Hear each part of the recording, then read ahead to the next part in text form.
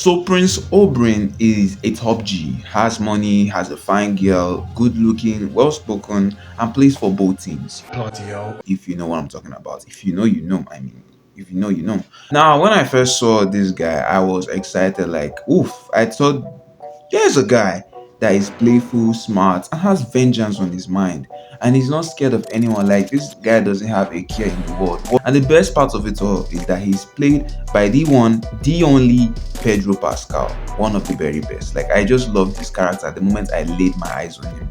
So, with a character like this, you expect that you'll be able to grab the world by the balls. Like, this is so certain that this guy is actually going to be here for a very long time. If only. So this prince has an issue with the golden lions because he believes that, well, one of them, gave the order for his sister and her children to be killed, and they were killed by the mountain when the people rebelled against the Mad King. Yeah, okay, that's what happened. But the sad part is the mountain did not just kill the sister. He proceeded to do some very messed up things, and this is me putting it lightly because of YouTube, and you know how it goes down here. So I'm not going to go into details on that one. Just know that it was gory, it was messy, it was just vile.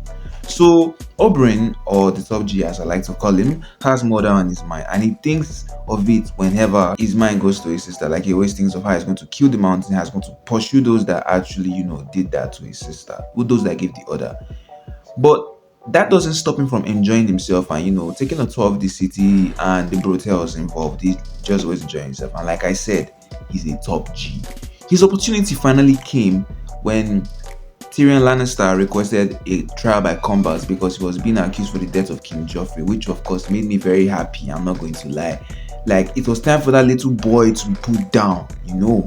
So when the prince heard the mountain will be going against the lion, he decided that he's going to represent the lion and face the mountain. So it was now Prince Oberyn versus the mountain, and vengeance will be his, and justice will be served. And the before the battle went down, the way Oberyn built this up, you would think yes, it's about to go down. So the day finally arrives, and Top G is ready to spread the mountain's cheeks. The fight starts, and it looks as though Top G is going to win this because the guy's move was slick, it was fast, it was all over the place. And genuinely, I was happy. I'm not gonna lie, I was very happy because I thought that finally somebody is going to put the mountain down because I was low-key upset about what he did to his brother.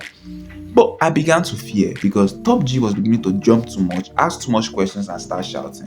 In short, he was flexing for the girls, and I was like, I don't like where this is going. So after a couple of stabs here and there, he was finally able to get the mountain down. So I was like, it's time for you to kill this guy. Like, let's go, kill him right now. But this is where I realized that the top G is not really the top G. He's actually a fraud. And not just a fraud, he's a bag fumbler. Like, you should realize that he's not the only one whose life is at stake here. Tyrion's life is also at stake here. This man is literally gambling on you to win. So after all the shouting and screaming, you need to tell me that the mountain was able to get one over you. Like, the mountain does the most brutal thing, and yet funny enough, it was not surprising because I knew this was coming. That's why I wanted him to kill him immediately. The mountain hit him down, rolls over him, and funny about that, Prince Oberyn could never roll away because it was like, wow. It was just too much. It was just too much. And now the mountain's on top of this guy. Like, okay, pause. He's on top of him and he has his hands around his neck. Then he proceeds to, squish him like a watermelon. So it was sad, to be honest. I'm not gonna lie, it was sad. It was just too sad. I cannot believe that Pedro Pascal had to play the role of a fraud. And this guy came into this season like a boss. And I was thinking that maybe he's going to be one of the few people that will actually make this show like, really spicy this season. But unfortunately, he could not even get to the end of the season, which was sad. So anyway, I'm almost done with season 4, and it has been awesome. From Sansa's escape to the marriage and death of Joffrey. And of course, I was happy that Joffrey died because I didn't want him marrying that beautiful, fine woman. You get what I'm saying? I didn't want him near her at all. I was just pleased when he was dead.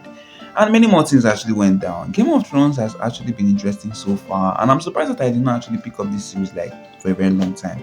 So I'm looking forward to more interesting things right now, and can't wait to see what happens in the next season. And I'll be dropping more videos on this from time to time, more videos on Game of Thrones, from time to time, aside from the other videos I'll be doing as well. So if you want me to touch other characters, if you want to like have a discussion about the characters, you can just drop a comment for me down below and we'll see what we can do about it. So thank you and have a good day. Cheers.